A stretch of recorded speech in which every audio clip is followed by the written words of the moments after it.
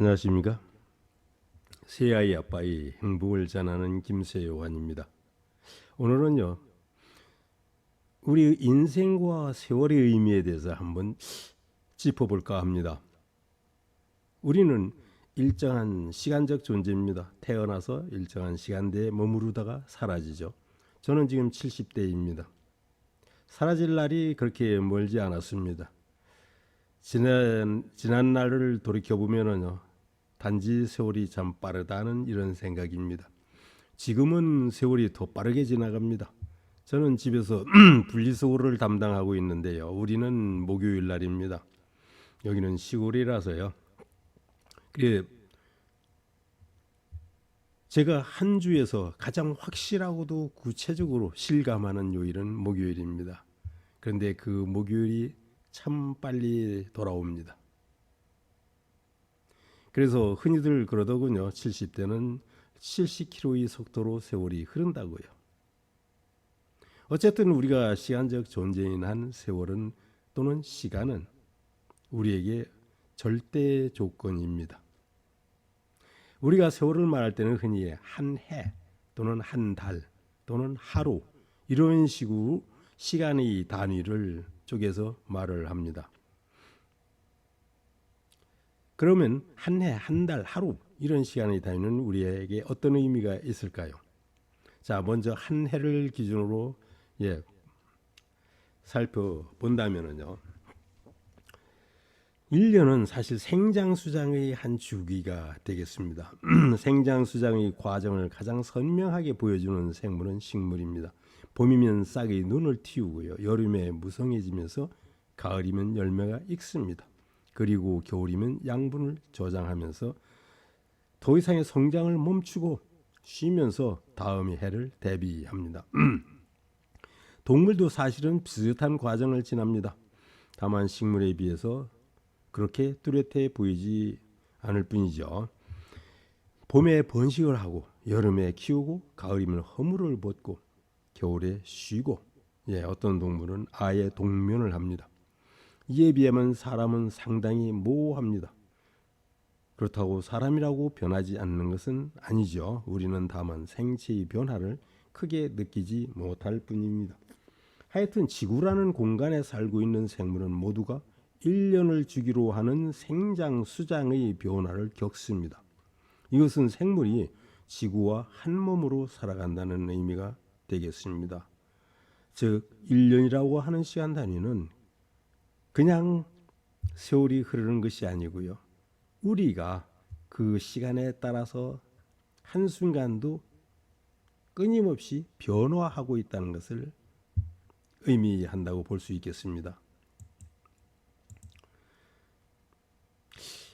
여자의 생리는 달의 상망주기입니다. 여성의 생리를 월경이라고 한 것은 한 달을 주기로 한다는 뜻이 되겠습니다. 지구에서 보는 달의 공전 주기는 29.5일입니다. 그래서 음력 한 달은 29일과 30일로 나뉩니다. 여기서 양력이라고 하는 것은 우리는 현재 양력을 사용하고 있습니다만은 양력은 2월의 28일부터 그리고 큰 달 31일까지 사실 달의 날수가 네 종류가 있습니다. 28, 29, 30, 31 이렇게요. 근데 이렇게 나눈 그 어떤 근거가 있는가 하면은 그 근거가 전혀 보이지 않습니다. 즉 임의로 나누었을 뿐입니다. 그래서 양력을 가지고 시간의 단위를 말하기에는 사실 상당히 부적절합니다. 하지만 음력은 정확하게 29일 아니면 30일로 나뉩니다. 이것은 뭐냐면 음력이 달의 공전 주기를 기준으로 하였기 때문에 그렇습니다. 자, 여자의 난자가 배출되는 주기도 평균 29.5일입니다. 즉 여자의 생리 주기는 대체로 달의 공전 주기와 일치한다는 겁니다. 썰물과 밀물은 달의 중력의 힘입니다. 생물의 몸도 대부분 수분이어서 달의 영향을 받습니다. 즉 바닷물이 달의 중력의 영향을 받는데 우리 몸의 몸이 대부분 수분으로 이루어진 우리가 어떻게 달의 영향을 안 받겠습니까? 그래서 보름일 때 식물은 더 잘 자라고 동물은 활동이나 번식력이 더 왕성하다고 알려져 있습니다. 즉 한 달은 생물이 생육 활동의 한 주기가 되는 겁니다. 정월 대보름과 한가위는 농사의 시작과 수확을 뜻합니다. 우리는 지구의 위성 달과도 사실 한 몸으로 살고 있는 셈입니다. 하루라고 하는 것은 어떤 건가요? 휴식과 활동의 주기입니다. 사람의 생체 시계는 지구의 자전값 24시간과 동기화되어 있습니다. 주로 낮에 활동을 하고 밤에는 쉽니다. 지구의 하루, 달의 한 달, 그리고 태양의 한 해 모두가 생물의 활동과 생장 주기를 나타내는 천문학적 시간의 좌표입니다. 생물은 이렇게 천체의 운행을 따라 생로병사의 과정을 지나는 존재들입니다. 다만 세 기준 외에 동양에는 간지를 사용하는 역법도 있습니다. 천간 10개와 지지 12개를 순차적으로 조합하면 60개가 됩니다. 이것을 기일 또는 기년법으로 사용한 것이죠. 우리가 만 60세의 생일을 회갑이라 한 것은 내가 태어난 해의 간지가 다시 돌아왔음을 의미합니다. 즉 갑자년에 태어난 사람은 다음 60년째의 갑자년의 생일에 회갑이 됩니다. 자, 세월은 나의 생애입니다. 개울물은 바다로 흐릅니다. 바다는 더 이상 흐를 곳이 없습니다. 그런데 바닷물은 맑은 물로 증발합니다. 그리고 다시 비로 내려 생물을 키웁니다. 물은 이렇게 순환하죠. 자, 생물은 어떻습니까? 모든 생물도 죽음으로 향합니다.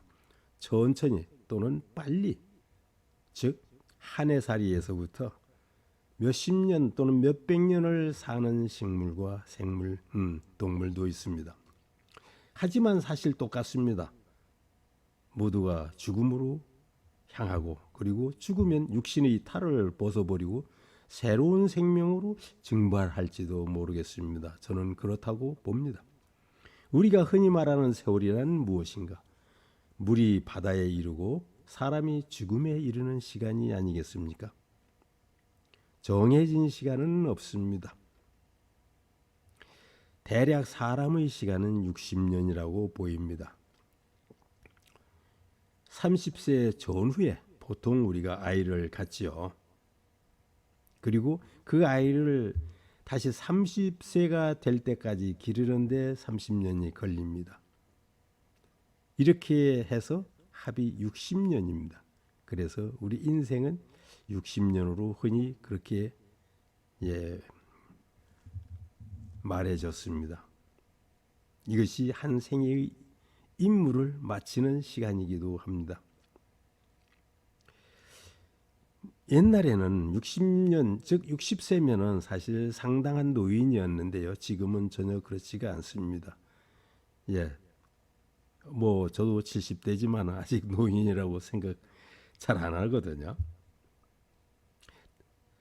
그런데 다만 우리가 100년을 산다고 해서, 즉 지금 더 오래 산다고 해서 우리가 다른 의미가 더 주어지느냐 하면 그것은 아닌 것 같습니다. 아무리 오래 살아도 인생의 의미가 바뀌는 것은 아니고 세월의 의미도 바뀌지 않습니다. 그저 어찌 보면은요, 느리게 흐르는 강물을 만났을 뿐이어서 흘러가는 내 시간이 조금 더 걸렸습니다. 어쨌거나 간에 느려도 바다에 꼭 이르게 됩니다. 우리에게 세월은 단지 번식 활동의 한 주기가 아닌가 합니다. 살면서 이것저것 장꿈도 많겠습니다마는 인생은 의외로 참 단순하고 간단한 것으로 보입니다. 저는 지금 세 아이가 있습니다마는 저의 절대 행복은 이 세 아이로부터 옵니다. 다른 것은요, 사실 예를 들어서 제가 아주 어려운 시험에 합격한 적도 있습니다. 무한의 성취감, 지금 생각해도 짜릿해지는 그런 성취감이었습니다. 하지만은 그것은 상대적인 하나의 한순간의 성취감에 끝납니다. 제가 원하던 것을 이루어 본 적도 있습니다. 역시 그 순간의 즐거움에 불과합니다.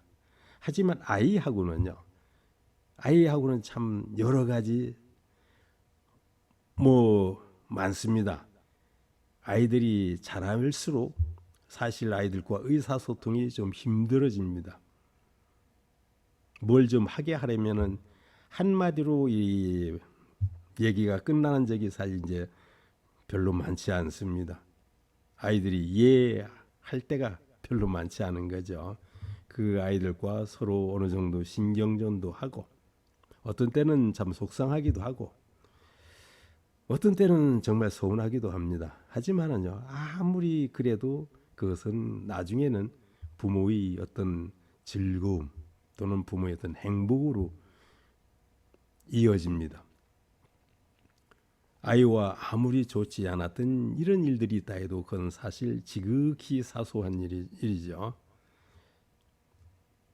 저는 막내하고 자전거를 좀 많이 탔습니다마는 금강 정주도 하고 주말이면은 함께 여기저기 돌아다녔습니다. 지금 생각해 보면은요, 그때 그 순간들이 생각날 때마다 가슴이 뭉클합니다. 저는 사람이란 결국은 아이를 갖고 그리고 자신이 늙고 그리고 그렇게 죽음에 이르는 것이 우리 인생의 의미이며 또한 세월의 의미가 아닌가 그렇게 생각을 합니다. 저희 세 아이 아빠의 행복을 주제로 하는 영상은 이것으로 끝을 낼까 합니다. 다음에는 다른 영상으로 찾아뵙겠습니다. 지금까지 보아주신 여러분들께 정말 감사를 드리고요. 새로운 영상도 관심을 가져주시기를 바랍니다. 감사합니다.